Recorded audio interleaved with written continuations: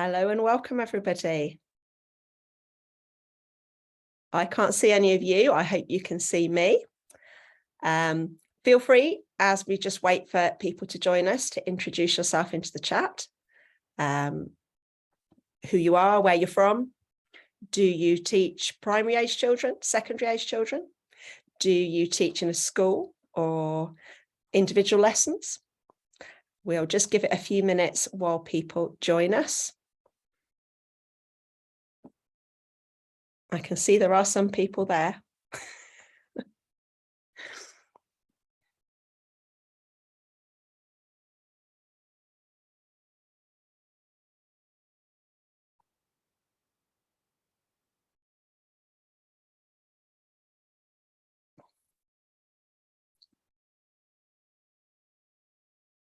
Oh, good, there is somebody there. As I said, I can't see you, so it's always reassuring if someone types something into the chat so I know I'm not talking to fresh air. And obviously, if you're watching this on catch up, hello to you as well. Hello, Joe. Hello, Natalia. Hello, Claire and Janet and Aneta. There you go. Shout out if you put your name in the chat. And Carolyn, hello. I hope you're all having a lovely Friday.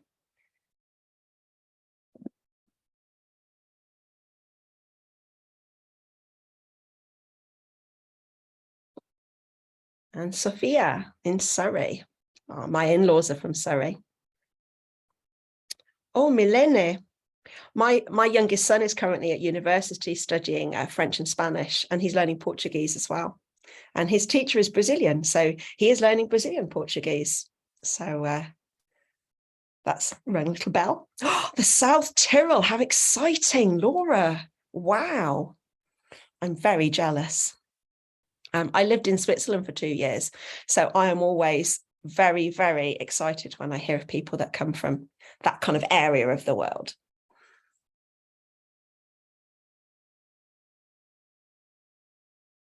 Wow, colleagues are the best, aren't they, when they do things like that? Yeah.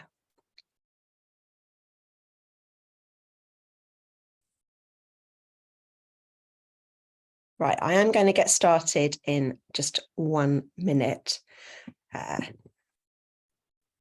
So that, oh, Laura, you have your hand raised. Oh, no, you don't. No, that's absolutely fine. Please don't worry.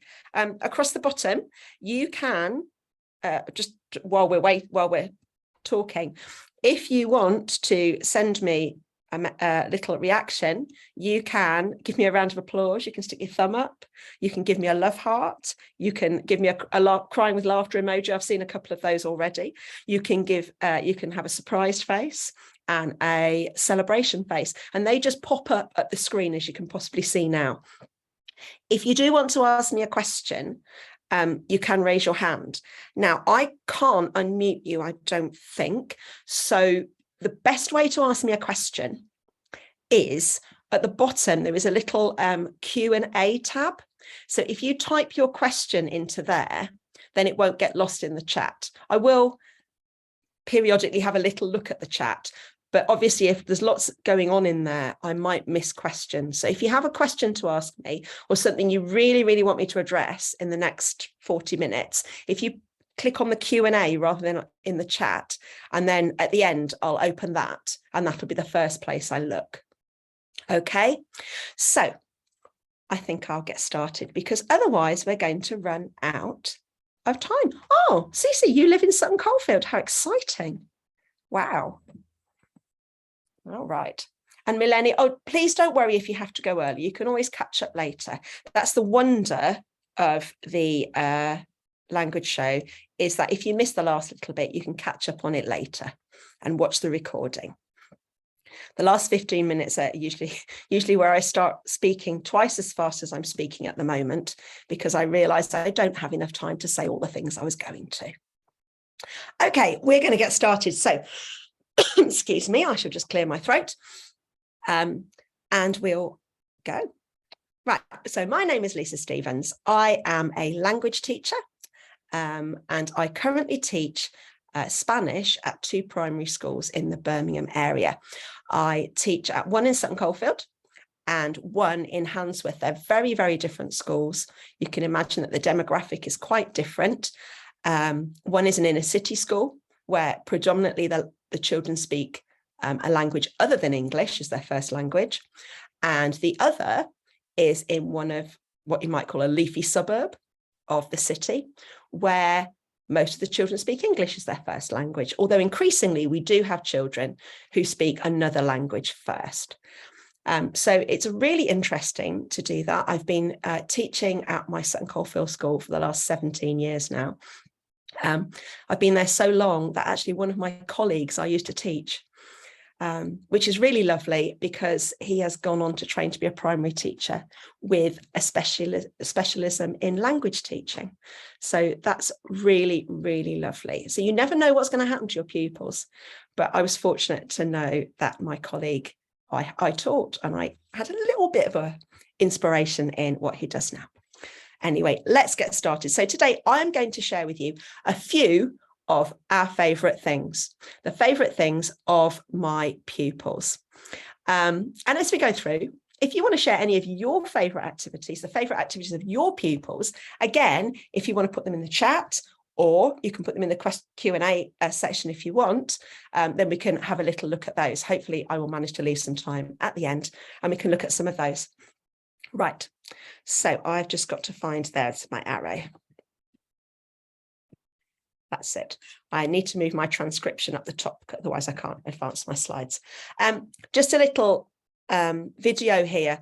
I'm not going to play it now because it's 8 minutes long, but during lockdown, when we couldn't have an open morning at school, each subject or each class actually made a video to introduce their class and their year group that we could put on our school website. And ever the opportunist, I decided I was going to make one for Spanish, even though I wasn't asked to.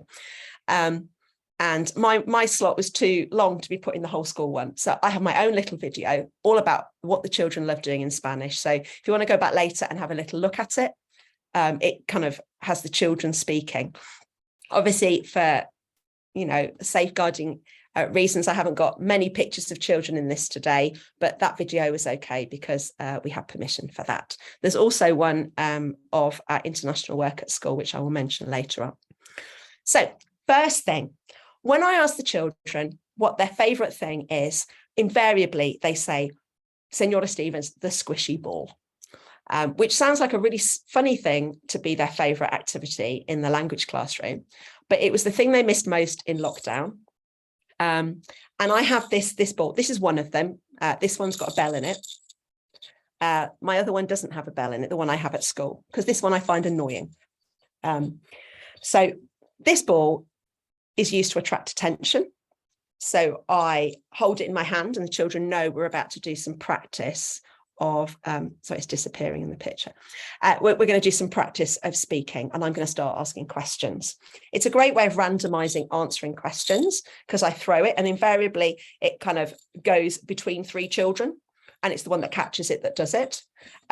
We do have a no ducking policy. I have told them that if you bounce it on your head, it doesn't actually hurt. So you don't have to dodge out of the way. It's not like when I was at school and my teacher used to throw the board rubber at me as a way of getting us to answer questions. So we use it, I throw it and I will ask a question. So como te llamas? And the child that answers it, catches it, has to answer me llamo and their name. We play pass the ball. So I might play a piece of music a little bit like Pass the Parcel, and wherever it stops, they answer a question or it's their go to do something. We use it to choose vocab items. We very gently might throw it at a set of flashcards that are stuck to the wall, or if we're really gentle, at the whiteboard itself to pinpoint items of vocabulary. And it's also very useful as a fidget toy. This one, not so much because it's got the bell in it, as I said. But if a kid's sitting there fidgeting and they're playing with their ruler, and I don't know what your pupils are like, but sometimes mine make like little towers out of their rubber and their pencil. I'd rather give them my squishy ball to squish because it doesn't make a noise and it doesn't distract other people. And also for me, it's a good stress reliever. Going along with that, props. Props are really, really important. This is a picture of me in lockdown. I turned up in one of my webinars like that, and gave some parents the shock of their lives. But the children have never forgotten it, and actually nor have some of their parents. When we went back to school, they went, "Oh, your lessons were hilarious, Senora Stevens. We used to just like tune in at the beginning to see what you were wearing this time." I did a whole webinar in various different wigs at one point. So props kind of break the ice and give encourage children to be involved. It's amazing how many children will speak if you stick a microphone underneath their nose, a big squishy one, that won't talk otherwise without that prompt. As I say, don't forget, we use puppets. I'm just going to move my head out of the way. There we are. Some finger puppets. In the past, I've taught children who are elective mutes, and don't choose not to talk for whatever reason. But when they use a puppet, it kind of almost breaks that inability to bring themselves to speak, because it's not them, it's the puppet that's talking. And it's just a way of encouraging speaking. We also use it as a memory hook. So, what did the puppet say last week? And it spreads joy. I mean, one of my favorites is Elmer. You can see there in the picture. I use that when we're learning colors, and I just hold up Elmer the elephant and I say, "De qué colores, Elmer?" And everybody in the class can give me an answer, because Elmer is so many different colors. There is literally no wrong answer. Any color that they can remember is the correct answer. So that's really important, I find. And also, I'm not clicking the right place. And also my sidekicks. My sidekicks are very important. We have Arturo and Josefina, who were kindly gifted to me by the great Catherine Cheetah, who come from her scheme of work. But Arturo and Josefina are my sidekicks at my Handsworth School. And at White House Common in Sutton Coldfield, Coco, the cocodrilo, is also my sidekick. Coco has a little rucksack, and he brings things in his rucksack to the lessons, but he only takes them out if the kids are doing the right thing. So when I say that he's modeling behavior, I quite often say, "Oh, Coco, you do need to sit still." Or Arturo, "Oh, Arturo, that's very nice listening you're doing there. You're looking at me and you're showing me that you're listening." Rather than telling the children what's right, the cuddly toys will model that behavior. They're also almost like a safety blanket. I've got a couple of children that feel like that if Arturo or Josefina or Coco are sitting with them, they feel much safer and much happier to join in with the lesson. Almost like, when you're not feeling so good and you want to have your hot water bottle or your cuddly toy. And again, they're also used to modeling language. So Arturo and Josefina never speak in English, and they don't understand if the children don't speak to them in Spanish. So they're great as an example of how to speak Spanish, and also so that I am not talking to myself, I can talk to them. So those are some of my children's favourite things in the cuddly toy realm. Games are always something that excuse me, that children say that they enjoy. And their favourite game, I have to say, is Beat the Teacher. Anything that involves beating me or being better than your teacher is very attractive. And I'm sure you've all played Beat the Teacher before, but for those that perhaps don't know how you play it, I usually play it with items of vocabulary, and I will show them a picture and then I will say the word. And if the word matches the picture, the children repeat it. If it doesn't match the picture, so if I show them, a picture, if I show them a picture of an elephant and I say tigre, they have to stay silent. If they say the word, I win the point. If they manage to stay silent, they win the point. And you can play up to 3, up to 5, however you want to do it. I normally do up to 3, and they're getting better and better at it, I have to say. But that's a game that they particularly enjoy. And it's a quick game. It doesn't involve much setting up. We can do it with actions as well. Year 3 have just been learning the physical Spanish phonics signs for some of the phonics that make up the numbers up to 5. So if I go they would repeat that because that's the sign for that sound. If I were to go, that would be wrong, they wouldn't repeat it. Nice, easy game. Other games they enjoy are repeating things in a silly voice, or different voices, so very high, very low, like an elephant, like a tiger, like a fairy, like an ogre. They like to come up with their own versions of that. Best impression. Excuse me. Again, this week we were looking at some of the phonemes and in Spanish, and we did who can do the best impression of Senora Stevens. Again, making fun of Senora Stevens is one of their favorite things. So giving them an outlet for that is great. Búscame algo. Búscame algo que empiece con Z. Find me something that begins with a certain letter. Find me something that's a certain color. We've got a website there with some games on it to practice, some vocabulary. The one where the frog has to catch the flies is particularly popular, as is shooting the duck. So you have 12 items of vocabulary, and you have to answer a question, and then you get to shoot some ducks as if you're at the fair. Again, it's just like a reward for getting the right answer. Games here, this is a find your partner game where you have to go around going, Me llamo SpongeBob SquarePants, ¿cómo te llamas? And the person you're speaking to has their own little card. The idea is you have to find your partner by constantly asking and answering the question. Lots of different cards there, and they ask to play that over and over again. And over here, we've got a matching game. Okay. Oh, yes. All the links will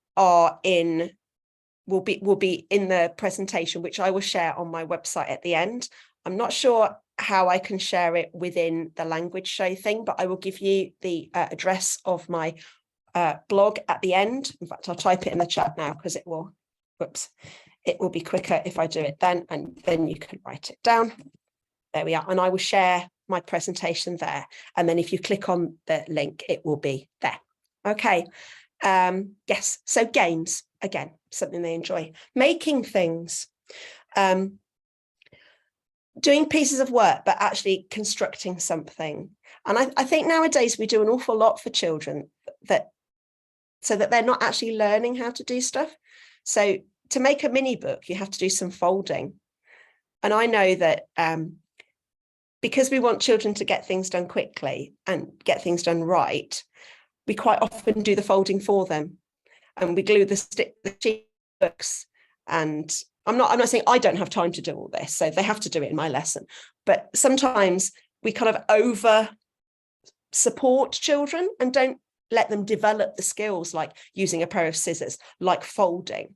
So when I invest some time in making things, I feel it's time invested well in the children as well as in their language learning, because they want to share their language through the making, through what they do once they've made the thing, but it's also investing in their longer term development. So here we've got at the bottom here, these are triramas, which you make with a square. You fold it into 4 triangles. You draw a picture, the kind of a diamond shape. You draw a picture across the top 2, and then you slit up the middle at the bottom, and then you fold the one triangle into the other. So it sits up, and then you can staple them to the wall. And children use those when they're drawing like cityscapes, and they describe their city at the bottom. Over here, we've got a tube person, which was working on adjectives. What is a good friend like? So un amigo es. Da, da, da, da.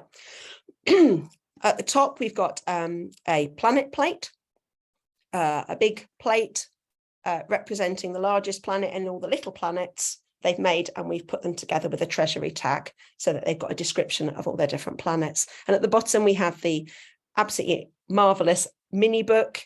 Whenever I teach children how to make those, I get a round of applause because they enjoy doing that so much. But we do those for writing on each page, writing stories, writing vocabulary books, and children make them in their own time because they enjoy it so much. Here's some more planet things, a nice fold out planet with a concertina in the middle. They really enjoy doing that. Again, it's giving them an outlet for a bit of creativity, a bit of a reward for their writing, and kind of making it a bit more not acceptable. It makes it easier for reluctant writers to be engaged. Okay. They also enjoy doing research. I really feel that teaching a language without any context is pointless. And the thing that really inspired me when I was first learning languages was when my teacher shared with me about the country, about the places that speak Spanish, about the places that speak French as well. And that's what really engaged me. So kids like doing research. This was my year fours. When we're talking about the date, we watched this little video here from YouTube. And then they went and found out about some of the festivals. Obviously, their favourite was La Tomatina, because the thought of throwing tomatoes at each other was just more than they could cope with. And they said, please, can we have a tomatina at school? And I said, I have to think about that one. But they really enjoyed that. Last year, I was was out of school for 3 weeks during the year as part of an Erasmus Plus project. And when I'm not there, it's quite hard to set work in Spanish language work when there are so few of my colleagues that feel confident enough to deliver it. So I would quite often set a research project. So we've looked at Cesar Chavez, we've looked at Frida Kahlo, some artists, Gloria Estefan, because it's a good excuse to play some music, Elena Ochoa, Sonia Sotomayor, Lin-Manuel Miranda. The children didn't realize that he was Hispanic. And then this young lady here, Isabella Springmull Tejada, who has Down syndrome, but is a fashion designer.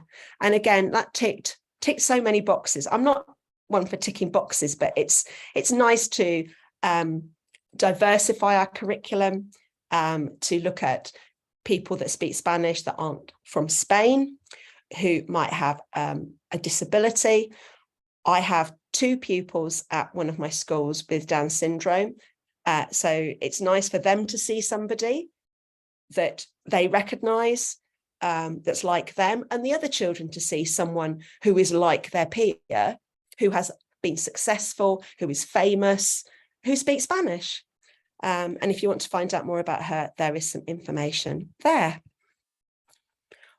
Imitating art. Again, making links between subjects. The kids, we really enjoy it when they can see something they do in Spanish links to something they've done in another subject, or with their class teacher, and their class they can go and say, oh, Senora Stevens, in our lesson we talked about this, and we did that picture that that Miró person we did in art, we talked about him today. So these were some of their imitations of Picasso, and over here Miró using shape. Acting. I've already said using silly voices. We particularly enjoy that. Here's a mini book. The scheme of work I follow is written by Claire Seckham, the Lightbulb Languages one, and a lot of the resources I use are from there. This is from there. I can't recommend it highly enough. Doing role plays. I could spend the entire lesson with children performing role plays. They are so eager to volunteer quite often. But when we have a story, we act it out. This is my Christmas story, El Pequeño Petirrojo, the story of the little Robin Redvest, which is a beautiful story about kindness and sharing. It's got colours in it and animals. And at the bottom, this is us retelling the story of El Nabo Enorme, which years after they've done it, the children can still recite, because we do it very much in the style of Talk for Writing, where they have an action that goes with everything and that they reenact it, and we have actions. So we have Abuela, who's just had her hair done. We have Marisol, who's twiddling her bunches. We have El Perro, we have El Gato, and so on. And El Nabo Enorme que no mueve. So they can tell it. And they have props. It's amazing how many of them want to be Granny with my scarf around their head. Prosody is something that's really popular in the literacy curriculum at the moment. And the children have enjoyed using it in their Spanish, using their skills in Spanish. If I can just unlock my iPad, hopefully you'll be able to hear. This is one of my classes reciting the poem that you can see on the screen there, Doño Pito Pitura. And the repeated line is being repeated by the table that you would probably designated the low ability table, who I actually find absolutely wonderful because they listen so carefully and they were really good at this. So if you can just listen to a little bit of it, hopefully you'll be able to hear. Oh.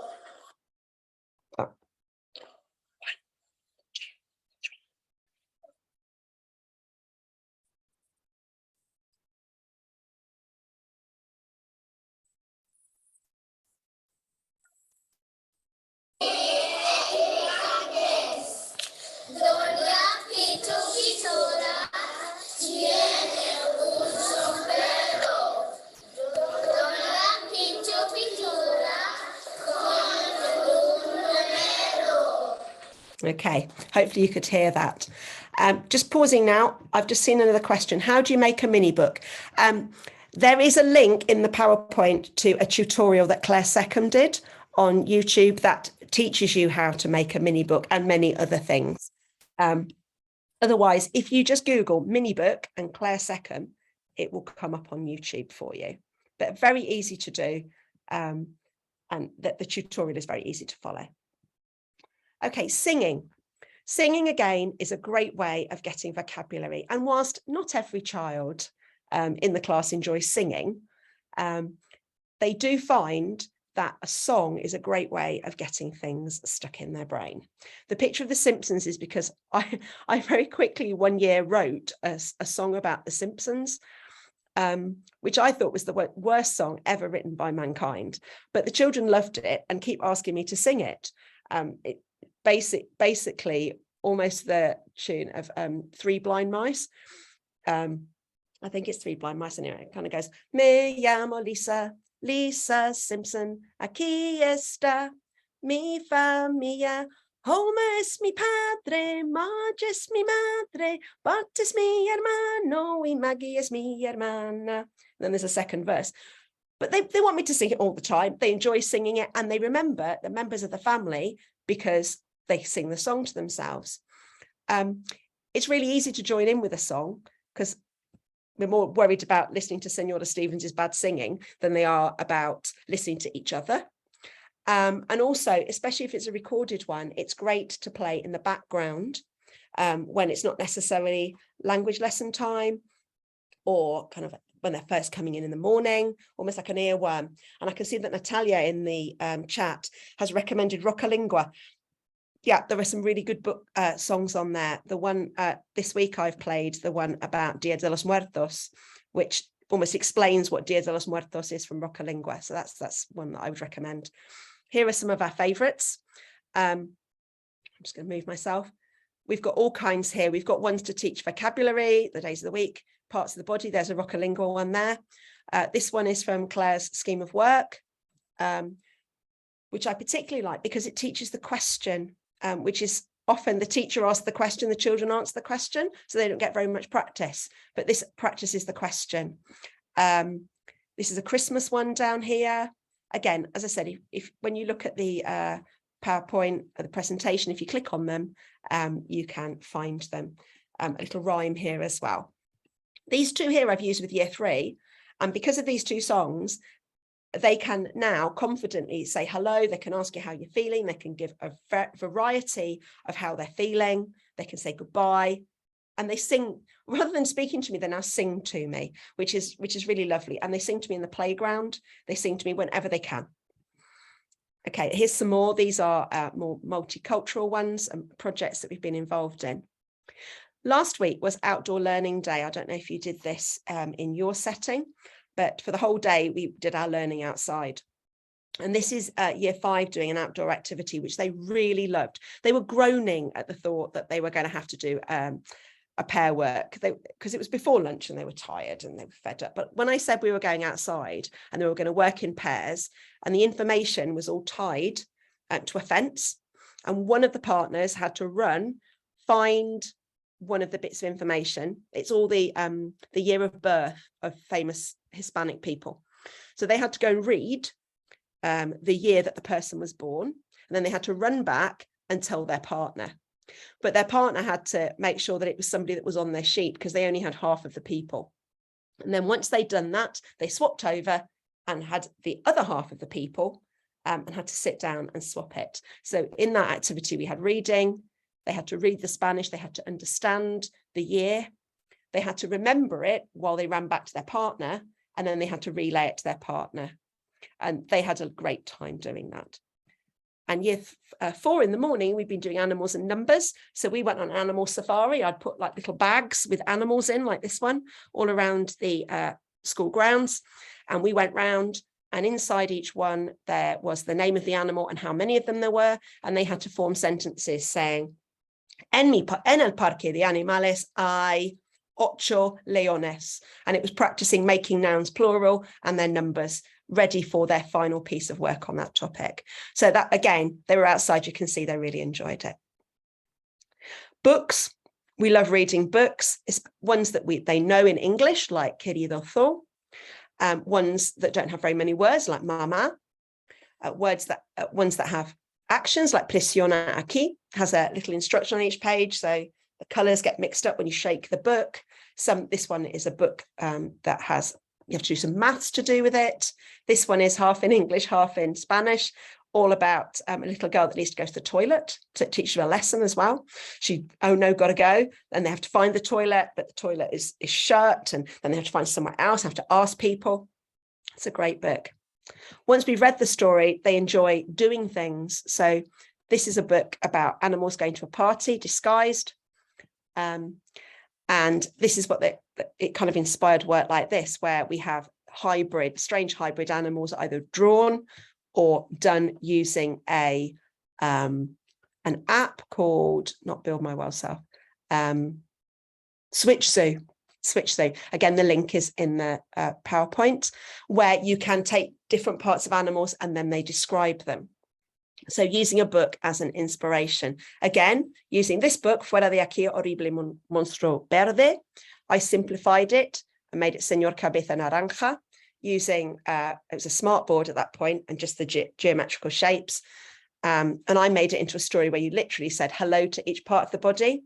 So, hola cabeza, hola nariz, hola orejas, adiós cabeza, adiós orejas. And then we built it up the next lesson with some adjectives. And then the children made their own using cushions and used Book Creator in its early days to do the writing and to record themselves speaking.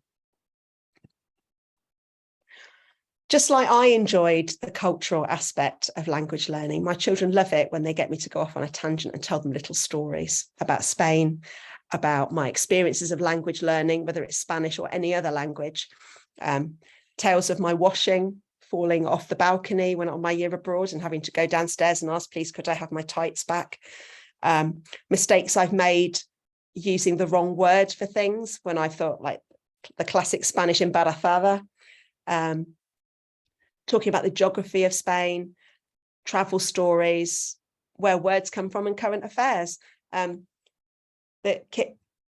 Wherever possible, we try and appropriately, obviously, if children that are 7 don't need to be deeply involved in the political comings and goings in Spain, but such and such is happening today in Spain. Things like, on the 12th of October, the National Day, sharing what's been happening, having a look at the picture, having a look at what's happening on the news, and the fly past. Oh, that's like our red arrows. Oh, that's like when, oh, there's a goat. What's that goat, Senora Stevens? What's that goat in the middle of that?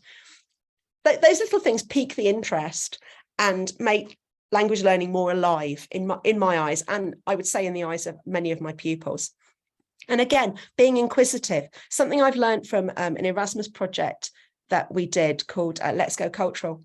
My Austrian colleagues have a very interesting way of teaching. And at the start of a topic, they get the children in a big circle and they put some artifacts on the floor, and they get children to ask questions and to ask questions about what they'd like to find out, and also suppose what these things are.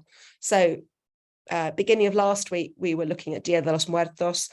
I hadn't introduced it to the children. I didn't know how much they knew. So I put some artifacts out and we talked about them. What's this picture for? What's it about? What do you know? So their knowledge of films like Coco and The Book of Life. came into play there. And also was able to emphasize that Halloween and Dia de los Muertos are not the same thing, which I always find really, really important.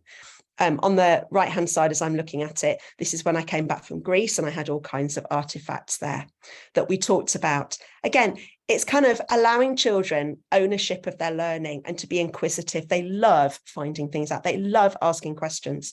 In assembly yesterday, I was sharing about Remembrance Day in France and how in Germany they remember as well, but in a different way, and about Stolpersteine, the stumbling stones that they put in the pavements to mark the last place that people were known to be before they were either taken to Auschwitz or put in the ghetto or wherever. And they were asking loads of questions about, oh, so in France they have bluette. They have, but isn't a cornflower, is that blue or is it purple? Oh, what, bluette? Oh yeah, bleu, of course, bleu is blue, isn't it? But do they have one in Germany as well? So many questions. And again, questions about here, looking at the fact that Spanish isn't just spoken in Spain, it's spoken in many other countries, and looking at stories from around the Hispanic world. Stories about Gabito, about Gabriel Garcia Marquez. We've got stories here about Ada, who belonged to the Junk Orchestra.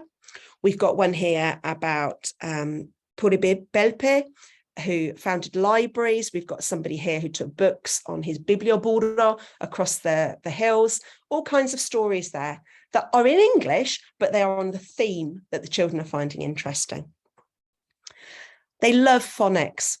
We use physical Spanish phonics here at both my schools. And I found that has been really, really helpful in improving children's confidence in speaking, their confidence in writing, my ability to quickly give advice and correct by simply doing an action. So, you know, when people say "que tal," all I have to do is go like that, and they go, "Oh, que tal," not que, because it's a sound. You know, azul. Yes, it's a, you know, we do the azul where it's a th, not z. So if I go like this, they go, "Oh no, azul," etc. So it's a really great way of giving that confidence, and also being able to spell out words for them and them to know how to pronounce them, unknown words. Lots of activities there that we enjoy. Looking at each other's mouth. Again, when we were doing the r sound, we were looking at Senora Stevens's mouth. I had cleaned my teeth. I was really, really conscious of that. But the shape your mouth makes and where your tongue is in relation to your teeth. And I knew this was kind of taking root when one of the children was trying to teach me how to count in Arabic, and he was giving me instructions on why I was getting it wrong because my tongue was in the wrong place. And I thought that is showing me that what I've said is obviously getting in. Their favorite activity is when we take a consonant and a vowel sound and put them together. So ba baby bobu, la lady lolu, and they like pape pi popu because they can say poo. Children are children. And I find it quite amusing too. Sorting things physically, you know, making points in grammar. So sorting words according to phonemes, sorting the gender of nouns, using these two bags. Whenever I'm talking about masculine and feminine, I remember the blue bag and the red bag. Yes, I do. And they think about, okay, is it a blue word or is it a red word? Rather than masculine and feminine, because then that takes them away from the idea it's to do with boys and girls. I don't talk about boy and girl words because it just it just complicates matters. I know I'm going really fast now, but I've only got 5 minutes left. Finding patterns and making links with English. So looking at these words here from our unit on town, you know, can we understand these words? Yes, we can understand many of them because this one looks like the word bank, hospital, but we look at it with our Spanish eyes, don't we? So it's not hospital, it's hospital. So if mercado, if that's a market, what's this one? That's a supermarket. You know, making links, looking for things that might be false friends, things that look like they think they know what the word is, but actually not quite what you thought it was, and being aware of those. Again, making links between different languages. And this is a lesson I love, because children will bring in other languages that they speak at home or that they are familiar with and say, well, in my language, you know, we had a child who spoke Portuguese, and he said, oh, the days of the week in Portuguese are completely different, Senora. And he told us what they were. And I went, oh, that's really interesting, isn't it? In Turkish, they're completely different. And there's, you know, it's really nice to compare them. And oh, well, what's the influence of this and what's the influence of that? And these ones are named after, you know, planets, but why aren't these ones named after planets? So having discussions and allowing questions. Writing is popular as well, not with everybody, but lots of different types of writing. And I think the variety of writing we do in languages is really important.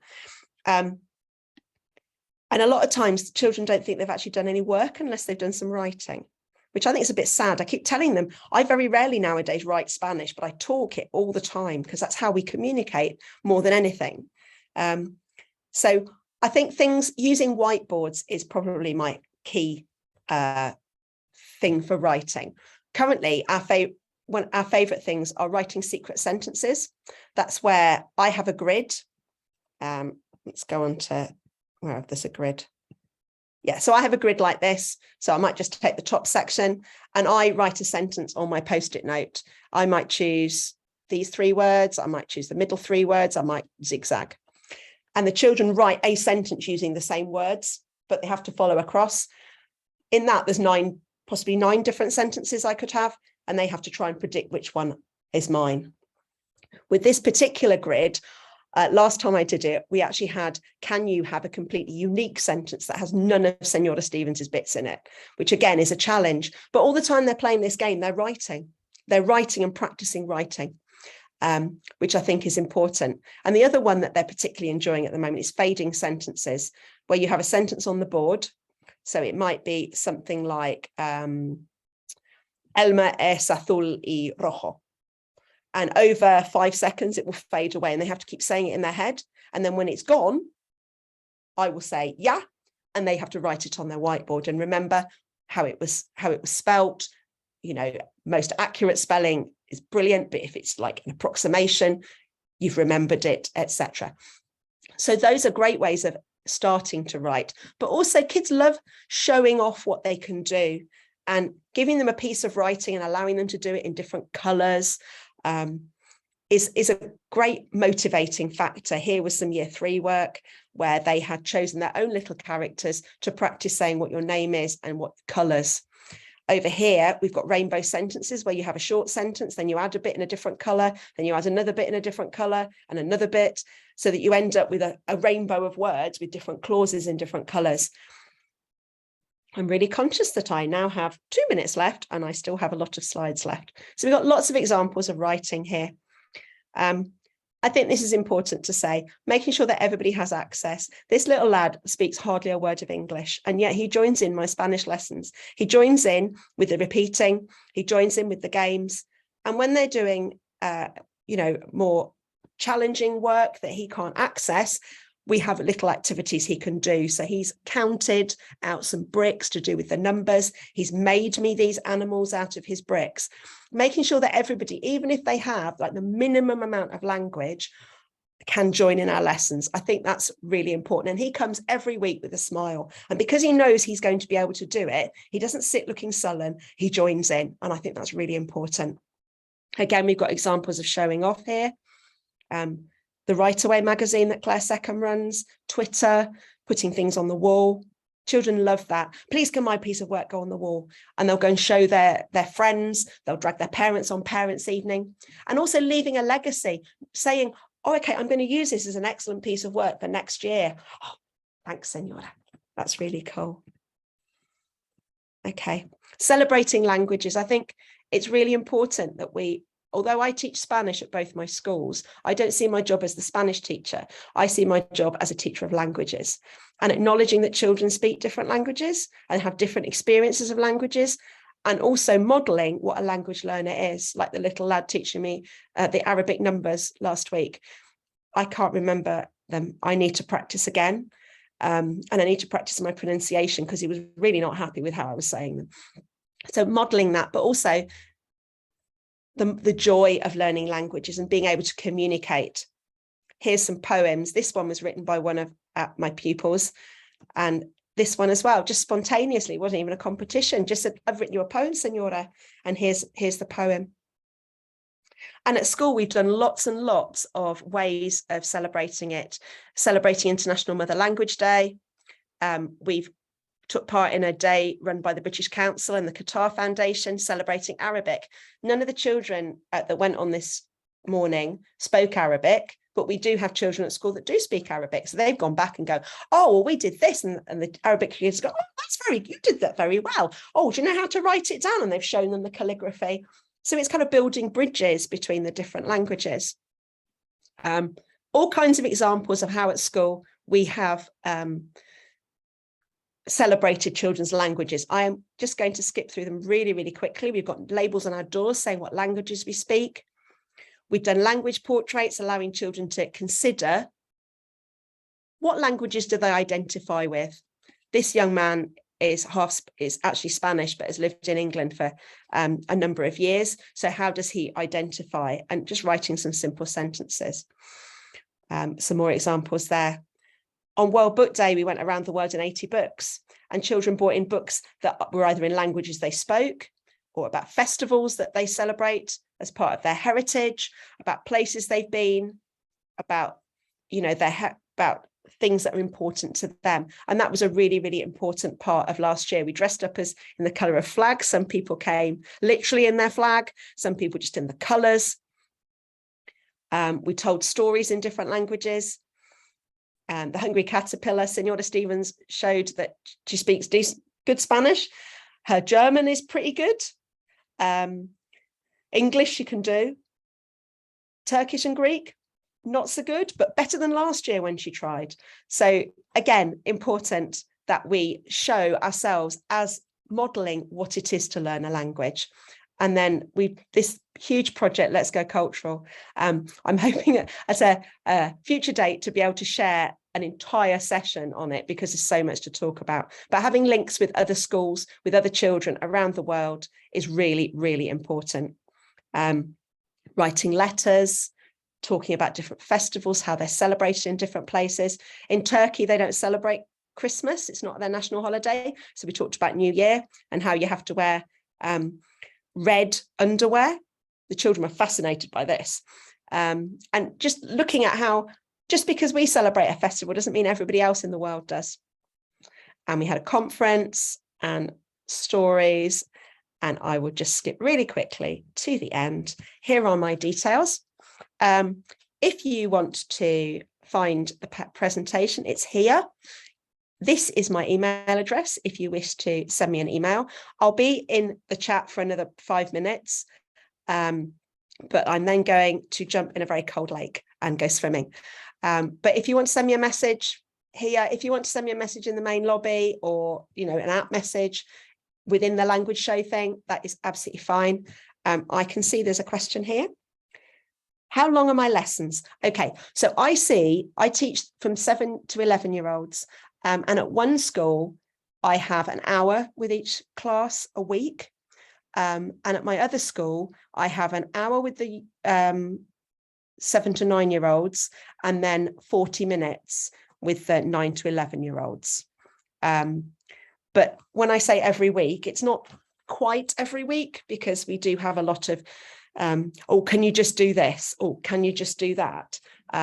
So I would say out of each, I probably lose at least one lesson every 6 weeks. Okay, any more questions I haven't answered? I answered the mini book one.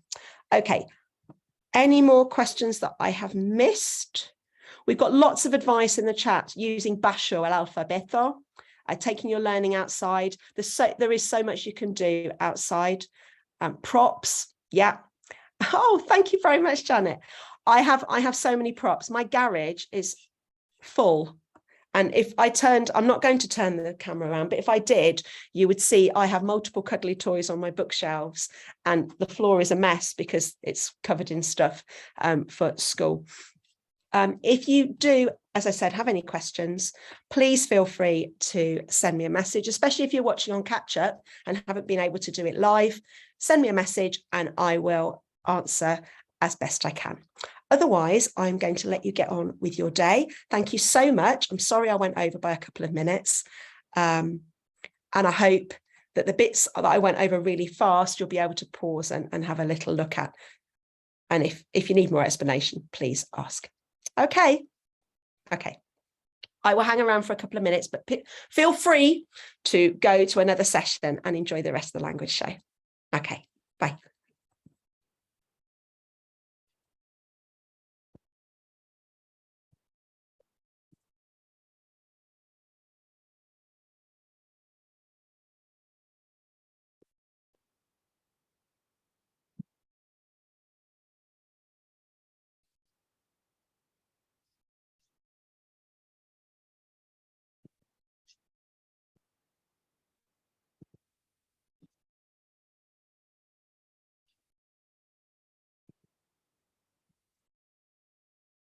The question. Oh, Carolyn, if you're still here, the red and blue bags and the squishy ball came from IKEA. IKEA is the source of many of my cuddly things. I have all kinds of things from there. Coco, the crocodile, came from there. My ball. I've got flamingo. I've got an axolotl. I've got a squishy clock. I'm just looking around the room at things I've got. So many things came from IKEA. It's quite dangerous to let me go there.